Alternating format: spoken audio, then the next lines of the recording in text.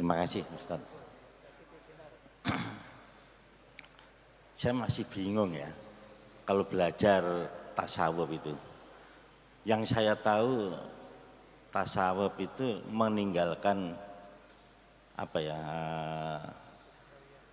yang di dunia ini sudah dianggap tujuannya hanya Allah saja.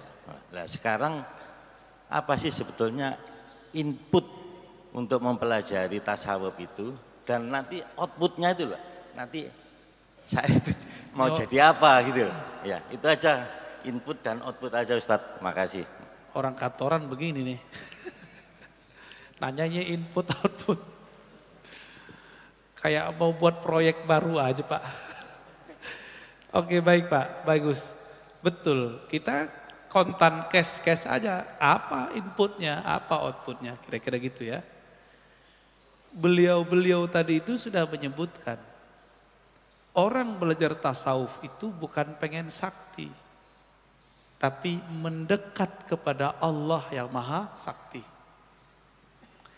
Lalu apa yang harus dilakukan? Tazkiyatun nafs, membersihkan jiwa, wa tasfiyatuha, dan membeningkannya. Kalau saya tambahkan, wa ma'rifatullah, itu yang pertama. Sebelum kita, antum tadi nyebut aneh, nyari GPS nggak? Nah, jadi kita sebelum mau kemana, kita minta petunjuk dulu. Kemana nih saya mau pergi? Itu ma'rifat namanya, ilmu. Maka sebelum kita kemudian belajar tasawuf, pelajari dulu Pak, kerangka tasawuf itu dari ahlinya. Jangan dari selain ahlinya. Pelajari, di situ nanti ketemu.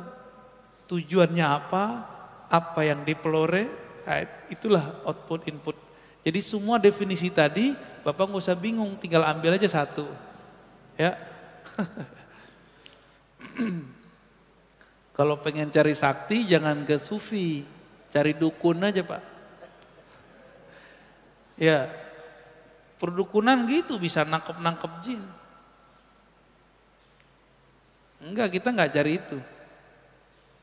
Untuk apa bisa nangkap jin, nundukkan khadam, tapi sholat gak khusyuk, untuk apa? Ya kan? Jadi nanti salah satu yang Bapak peroleh, itu sholat tuh lebih enak. Sholatnya pasti gak khusyuk tadi subuh kan?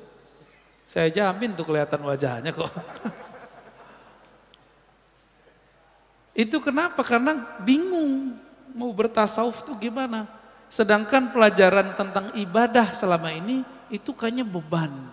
Bacaan. Belajar tasawuf itu membebaskan diri dari beban. Itulah perkataan Imam Abul Hasan Sazili yang diabadikan dalam kitab ini. Dalam kitab-kitab tasawuf. Syaikhuka man la yut'ibuka. Kitab Lataiful Minan, Ibnu Athaillah. Guru hakikimu, guru tasawufmu itu bukan yang bikin kamu banyak wiridan.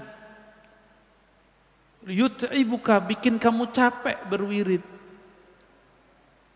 Tapi guru hakikimu itu kalau dia ngasih wirid kamu nggak kecapean gitu. Sama-sama dikasih wirid nih. Si A ngasih wirid, si B ngasih wirid. Tapi giliran si B ngasih wirid nggak beban Pak. Nah itu gurunya tuh. Malah seneng, ada ketenangan, ada sensasi yang nikmat saat berzikir. Itulah mursyid kita. Itulah sufi yang Bapak cari. Tapi kalau wirid ini, rotib ini, hizib ini bikin beban, tinggalin aja itu. Makanya guru-guru sufi yang hakiki tidak pernah ilmunya saklek. Zikir tuh gak saklek. Yang gak sanggup 1000 ya 500, gak sanggup ya 40, yang gak sanggup ya tasdik aja ente. Gitu. Jadi gak ada paksaan. Gak ada paksaan. Tapi kalau tarekat sudah menjadi sebuah organisasi tertutup, mulai ada strata. Mulai ada kemudian amalan. Kalau level ini amalannya ini. Emang bisa makom orang dilihat dari amalan? Gak bisa. Jadi tarekat kalau udah jadi organisasi, dia sudah keluar dari fitrah tasawuf. Nih hati-hati ya. Jadi tidak semua tarekat sufi itu menghantarkan kepada ilmu tasawuf. Nah ini pengalaman saya bertarekat Pak. Karena saya juga belajar tarekat. Ketemunya di mana? Ketika dulu kita belajar satu kitab namanya Lataiful Minan, karya Ibnu Athaillah, beliau nyindir kita, nyindir saya, nyindir pembaca. Kamu kok cari guru yang banyak wirid? Cari guru yang bikin kamu doyan wirid. Beda loh Pak ya. Jadi guru kita itu yang bikin kita doyan wiridan, kayak nggak kecapean. Tapi kalau kemudian disuruh ini lagi, kalau nggak bisa bayar mahar. Ya Pak ya. Enak amat bisa kepada Allah pakai bayar-bayaran. Lain dengan Abu Bakar As-Siddiq. Abu Bakar As-Siddiq itu karena saking tasdiknya, apapun kebutuhan Nabi belum terbersit dalam pikiran Nabi, dia hantarin kebutuhan Nabi tanpa ada beban. Nabi kan nggak pernah juga, ente Abu Bakar kasih semua harta ente buat saya, nggak ada. Abu Bakar memberikan hartanya kepada Rasulullah sukarela. Emang Nabi dibuat untuk diri sendiri kan enggak. Nabi dibagi-bagi lagi. Karena setiap hari itu banyak pengemis yang datang kepada Rasulullah. Fuqara masakin yang minta kepada Rasulullah. Rasulullah itu baru beli baju, ada orang minta langsung kasih Pak. Coba Bapak belum beli BMW, saya minta, mau enggak? Ketawa dia langsung. Katanya tasawuf membuang sesuatu selain dunia, selain Allah. Membuang dunia enggak kuat Pak. Tasawuf bukan itu. Tasawuf bukan buang dunia. Tasawuf tetap di dunia, tapi dunia enggak tembus ke dalam kolbu. Itu baru tasawuf. Maka tasawuf sufi-sufi ini bisa ketemu di kalangan pejabat, perwira-perwira, pedagang-pedagang, ulama-ulama, ahli ibadah, orang-orang yang gak kita kira-kira, ternyata mereka punya channel yang sama dengan kita.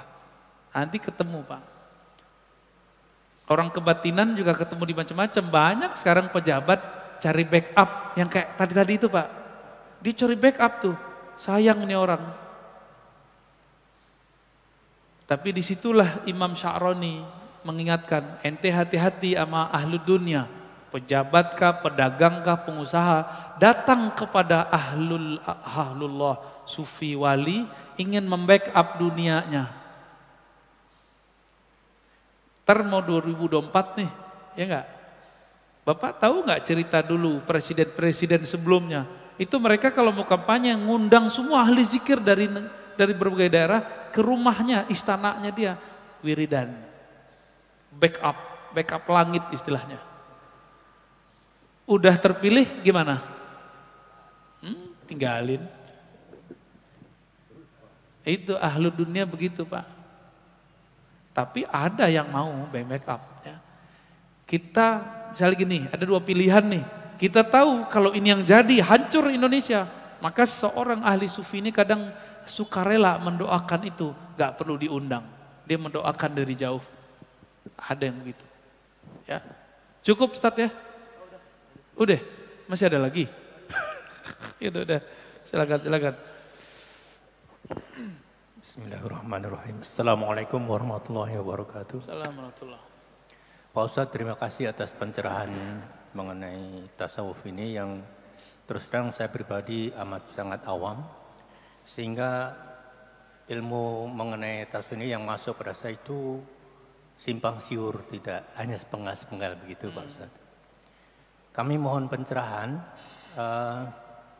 salah satu yang kami dengar itu adalah bahwasanya Imam Ghazali itu adalah ahli tasawuf. Buku-buku yang ditulis pada awal-awalnya adalah berisi sebagian besar atau adalah semuanya berisi mengenai tasawuf. Kemudian menjelang akhir hayatnya beliau yang kami dengar itu merubah isi buku-bukunya itu meninggalkan tasawuf. Hanya ibadah. Apakah ini benar dan apakah ini menunjukkan bahwasanya tasawuf itu apa ya, jadi sesuatu yang absurd. Jadi baik. yang misleading lah begitu Pak Ustadz. Baik Pak. Terima kasih pencerahannya. Assalamualaikum warahmatullahi wabarakatuh. Assalamualaikum. Bagus Pak pertanyaannya. Ini banyak yang bukan misleading, miskonsepsi terhadap Imam Ghazali. Ya. Imam Ghazali itu murid dari Imam Al-Juwaini. Al-Juwaini ini ahli mantik dan ahli usul fikih. Ahli memproduksi hukum.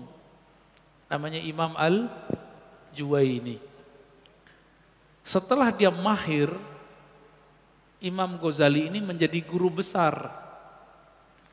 Dipindah dari Isfahan, pindah ke kota Baghdad. Baghdad itu kayak Jakarta-nya Indonesia. Jadi bayangkan sekarang di Jakarta dia jadi guru besar. Terkenal seantero negeri. Buku-bukunya dibaca di semua distrik dan provinsi. Itu Imam Ghazali. Jadi periode pertama dia ahli usul fikih dan ahli kalam. Ahli kalam. Karena Imam Al-Juwaini ahli kalam, ahli akidah. Dia suka debat.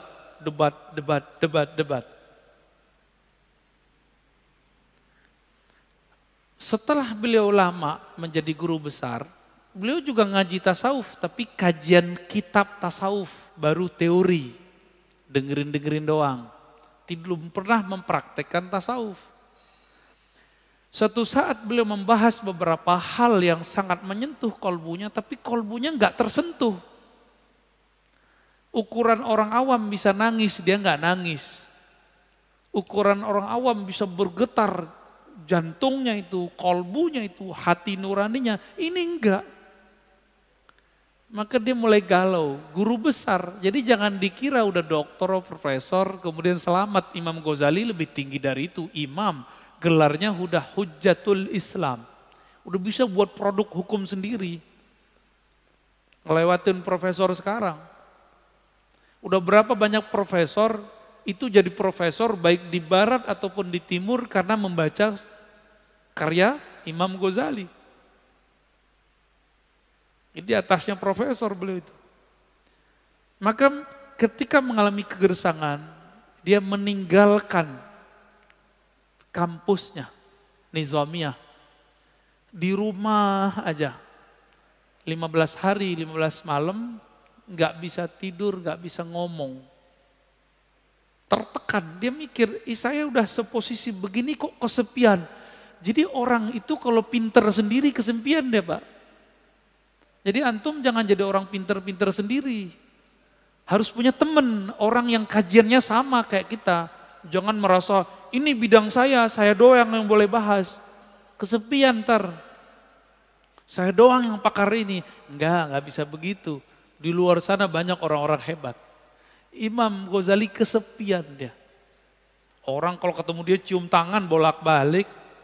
Tapi dirinya galau. Ketemulah seorang imam. Ya. Sebelum ketemu, Nizamul Mulk, Perdana Menteri, udah kirim semua dokter paling canggih di istana. Semuanya mengatakan, kami tidak bisa ngobatin. Terakhir ada dokter ngerti ilmu psikologi. Apa kata si dokter? Wahai Nizamul Mulk, Perdana Menteri, ini orang, gurumu ini penyakitnya bukan penyakit fisik. Tapi penyakitnya penyakit kejiwaan. Jiwanya sedang galau. Sekarang kita sebut psikiater ya. Diterapi nggak bisa juga. Obatnya dia harus ketemu guru yang menyembuhkan kolbunya. Akhirnya Imam Ghazali, dia dengar dokter gitu. Dia keluar. Berangkat dari Baghdad, pergi ke daerah Suriah. Dia carilah satu masjid yang kira-kira orang nggak kenal dia. Minta izin jadi merbot menara. Bukan merbot imam Pak, merbot menara, tinggal di menara. Makan ala kadarnya. Ada orang naruh di masjid apa makanan kurma, itu dia yang makan. Sampai kemudian dia kaget, di masjid itu orang ngaji kitab dia. Orang nggak tahu kalau itu si pengarangnya. Kalau sekarang kan bisa dicek di IG Pak, di Facebook, di YouTube. Oh ini siapa nih orang? Bisa dicari di Google. Dulu nggak bisa. Palanya agak botak dikit kan Imam Ghazali itu, pemikir. Ketemulah beliau dengan Imam Abu Ali Al-Farmadi mengajarkan zikir, cara membersihkan kalbu dan mengenal Allah Subhanahu wa taala. Menjadilah dia berkhalwat 10 tahun dan setelah itu dia menjadi sufi dan menulis kitab Ihya Ulumuddin. 4 tahun setelah itu wafat. Jadi cerita yang benar, kisah yang benar, bukan tasawuf yang duluan. Gitu Pak ya. Di mana ketahuannya? Bapak cari buku Al-Munqiz Minadh Dhalal. Itu karya beliau curhat tentang pengalamannya. Munqiz Minadh Dhalal beliau cerita tentang 4 fase terakhir jadi tasawuf. Bagi beliau tasawuf itulah ilmu tertinggi. Demikian kajian